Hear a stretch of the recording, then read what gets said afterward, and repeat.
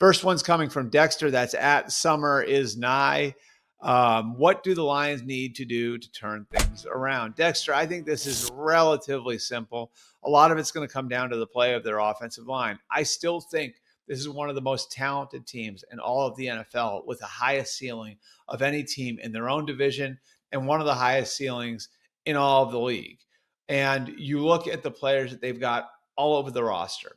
There really aren't any glaring weaknesses. I would look at like what they've got offensively in particular with Amon-Ra St. Brown, Sam Laporta when he's back healthy, Jamison Williams, the explosiveness he brings to the table, the backs and Montgomery and Gibbs.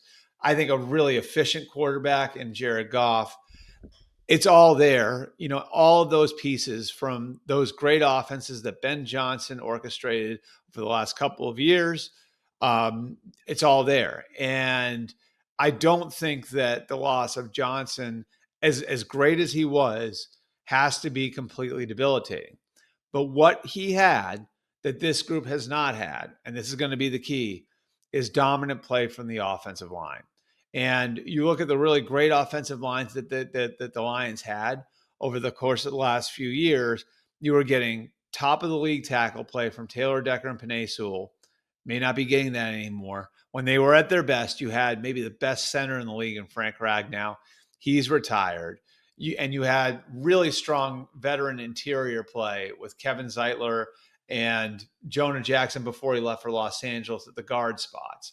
And there's just a different group now. So I think the idea of where the Lions are now versus where they've been, yeah, it's easy to focus on the turnovers Jared Goff had the other night. It's easy to focus on the fact that Ben Johnson isn't there anymore. But to me, the foundation and the identity of those great Lions offense was always through the offensive line. And, I felt this way about the Chargers too. When the Chargers lost their two tackles, it's almost like you go back to those great Giants teams of the past when they were winning Super Bowls and they had Justin Tuck and Osi Umenyiora and Michael Strahan and Matthias Kiwanuka. They kept feeding the pipeline with more and more pass rushers. And I remember the philosophy there for their general manager, Jerry Reese, is we can never allow this not to be a strength. And that's sort of where some of these teams are with their offensive lines. The Chargers, again, built their team that way, and the Lions certainly built their team that way. When they already had a franchise left tackle in place, when Dan Campbell and Brad Holmes got there in 2021, they drafted a tackle in the top 10 in Penei Sewell, and they said, we are going to make this the foundation of our team. And that's the background that Dan Campbell came from in New Orleans. Sean Payton's best teams were always built through the offensive line. So that, to me, is the key. Hank Fraley, their offensive line coach, is going to have to earn his money. They need to be better on the offensive line. That is what's missing. That's the biggest thing that's missing when you compare this team on offense versus the other teams. I think the defense is going to be just fine. The defense should be better than it was a year ago going into the playoffs, just based on health alone. And based on the fact that they've got Aiden Hutchinson playing at a defensive player of the year level.